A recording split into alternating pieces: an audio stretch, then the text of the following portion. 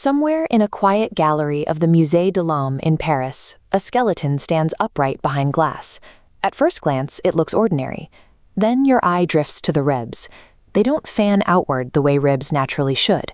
Instead, they curve inward, low and tight, bending toward the spine in the soft shape of the letter S.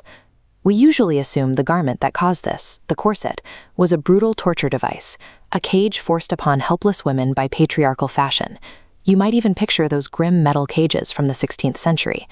But modern scholars have examined those notorious iron objects and found they were orthopedic medical braces built to correct injured spines, not everyday fashion.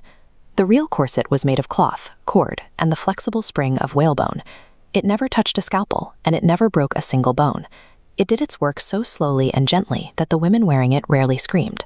So here is the central paradox. If the corset was a tool of slow, permanent skeletal deformation rather than acute torture, why did generations of women pull those laces tight every single morning?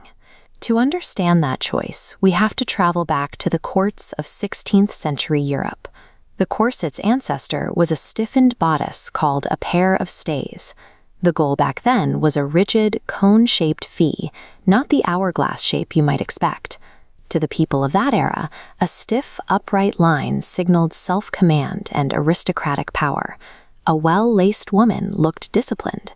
Over time, that fashion trickled downward, until even charity houses issued stays to poor children, believing a straight back built a straight character. For centuries, lacing tightly had limits, because the fabric would simply give way. Then in 1828, a small invention arrived, the metal eyelet. Suddenly, lacing holes wouldn't tear. You could pull with enormous tension, cinching the waist into shapes the body had never made. This mechanical upgrade took a respectable posture aid and turned it into an ambitious tool for tight lacing, rewriting the female silhouette. The alarm bells actually started ringing decades earlier. In 1793, a German anatomist named Samuel Thomas von Sommering published a grim treatise arguing the garment was a health hazard, crushing the ribs and crowding internal organs out of their natural places. For the next 100 years, the medical establishment took up his cause with absolute obsession. Doctors cataloged ruined digestions and pinned a specific diagnosis on the pale, breathless women filling their waiting rooms, chlorosis or green sickness. In 1889, Dr. Boris Kianovsky conducted an experiment on 30 women. He found that tight lacing genuinely diminished the lungs' capacity. The compression forced the body into a state of chronic oxygen starvation. The medical consensus was absolute. The medical community viewed the corset as a lethal hazard that was actively starving women of air and sending them to an early grave. But the doctors and fashion critics of the Victorian era had reputations to defend. To bypass those biases, modern bioarchaeologist Rebecca Gibson went straight to the museum drawers to measure the bones themselves. Examining remains from Paris and London, she found 0 exceptions. Every single specimen showed permanently narrowed, S-curved ribs and vertebrae twisted out of vertical alignment. The average waist in her historical sample measured roughly 22 inches, more than 10 inches smaller than the modern average. The bones confirmed that the corset permanently rewrote the living skeleton. But then Gibson checked the lifespans. This timeline shows the average Victorian female lifespan mapped against the actual ages of the deformed skeletons. Those data points cluster right at or even beyond the average line. Victorian doctors were right about the anatomy, but wrong about the lethality.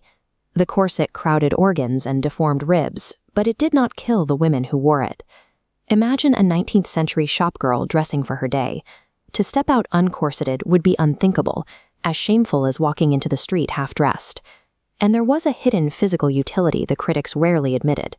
For a working-class woman on her feet for 12 hours a day, rigid stays acted as vital orthopedic support, a firm hand at the small of an aching back.